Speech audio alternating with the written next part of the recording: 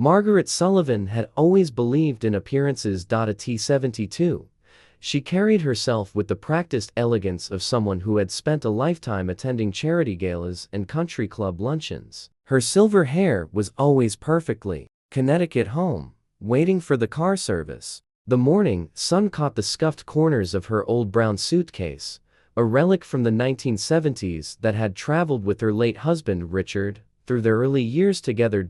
It was battered, outdated, the kind of luggage people glanced at with barely concealed pity, but it had been Richard's favorite, and she couldn't bear to replace it. The driver loaded her bag without comment, and soon Margaret found herself at the airport. She moved through the terminal with quiet dignity, aware of the modern travelers with their sleek roller bags and designer carry-ons. Her son, James, had offered to buy her new luggage countless times. "Mother, please," he'd said just last month. "That thing is falling apart. Let me get you something nice." But Margaret had refused. Some things weren't about practicality. Some things held memories too precious to discard. She checked in at the counter, chose her window seat, and made her way toward security.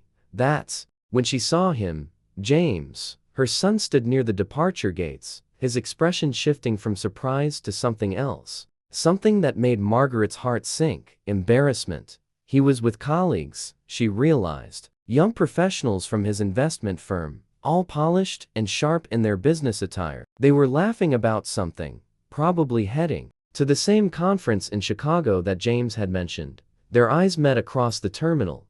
Margaret raised her hand in a small wave, her practiced smile in place.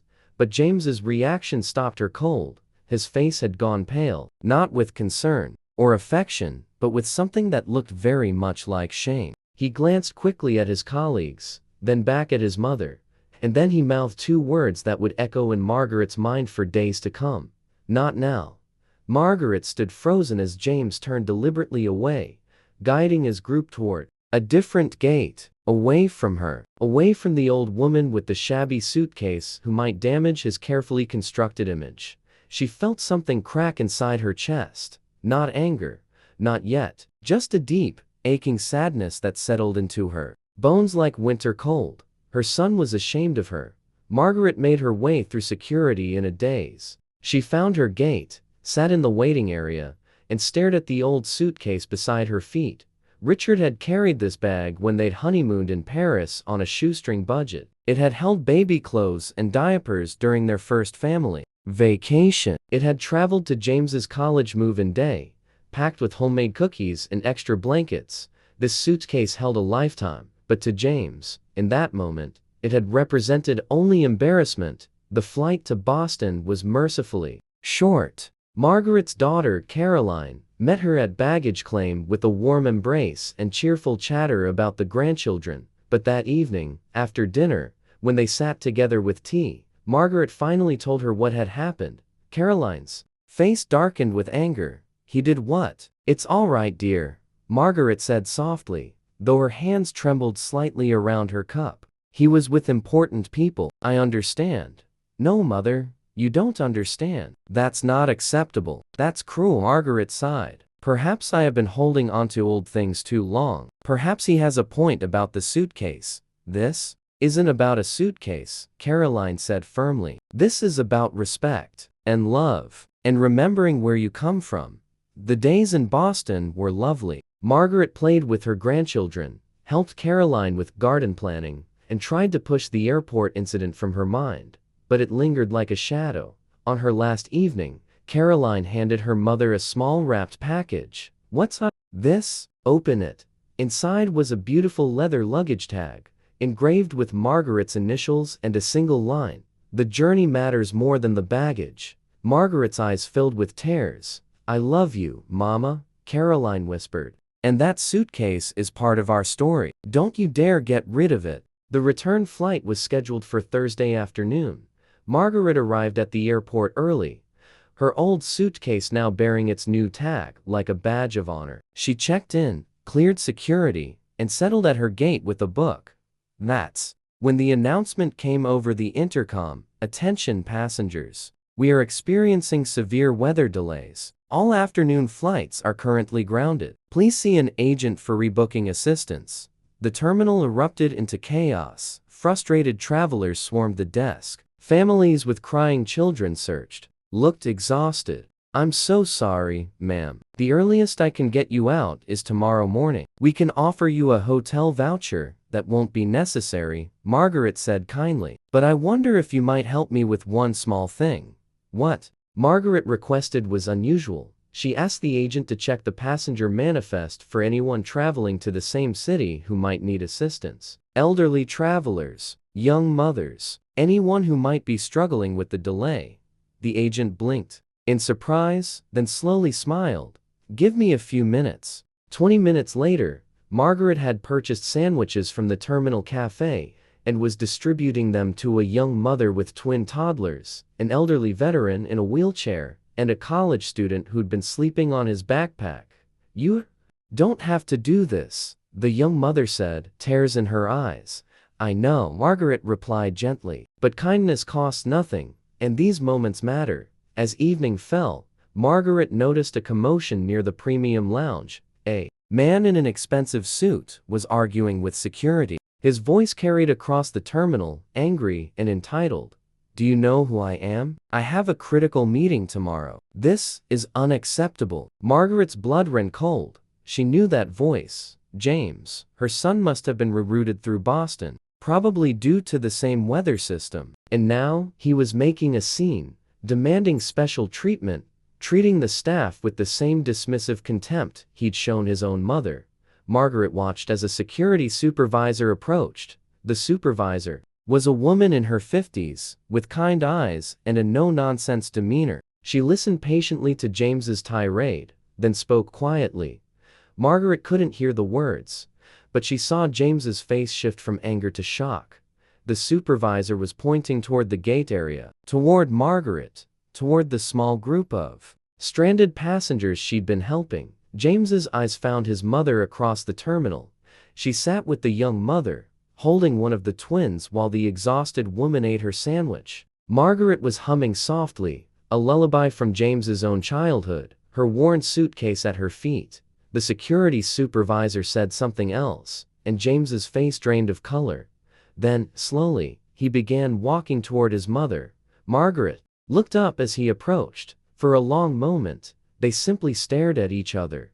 "Mother," James finally said, his voice hoarse. That woman just told me what you've been doing, how you've been helping people." Margaret said nothing. "She said you reminded her of her own mother, who passed away last year," she said. He swallowed hard. "She said watching you made her remember that kindness is the only thing that really matters." Still, Margaret waited.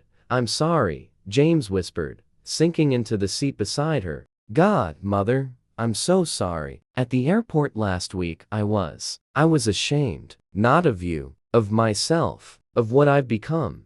A tear rolled down his cheek. "I saw you with that old suitcase, and all I could think about was what my colleagues would say. Whether it would make me look less successful, less important." He laughed bitterly. "And then tonight, I throw a tantrum over a weather delay like a spoiled child, and a complete stranger has to point out that my own mother is 20 feet away, being more gracious and dignified than I've been in years." Margaret shifted the sleeping baby in her arms. "That suitcase," she said softly, "belonged to your father. We bought it at a discount store before our honeymoon because we couldn't afford anything else. We were so happy, James, so in love, and so convinced that what mattered was the life we built together, not the things we owned." James closed his eyes. "When did I forget that?" he whispered. "When did I become someone who values appearance over substance?" "When you stopped remembering where you came from," Margaret said simply. "Success isn't shameful, dear, but letting it make you ashamed of the people who love you, that's where you lost your way." They sat together in silence as the terminal slowly emptied. Finally, James spoke again. "The supervisor offered to get me on an early morning flight, first class. She said I could wait in the premium lounge, and I declined." He said quietly, "I told her I'd rather wait here, with you, if you'll have me." Margaret smiled for the first time. "There's a coffee shop still open near gate 12, she said. "And I believe that young mother could use a break. Perhaps you could watch the twins while she stretches her legs?" James looked at the sleeping babies, then at his mother's knowing eyes. "I'd be honored," he said. They spent the night in the terminal together. James held babies, shared stories with the veteran, helped the college student find a charging station. He watched his mother move through the crowd with quiet grace, offering comfort where it was needed, asking nothing in return, and slowly, he began to remember who he used to be, who he wanted to be again. When morning came and their flights were finally called, James carried his mother's old suitcase to her gate. He ran his hand over the worn leather, the scuffed corners, the faded travel stickers from decades past. "It's beautiful," he said softly. "I never really saw it before, but it's beautiful."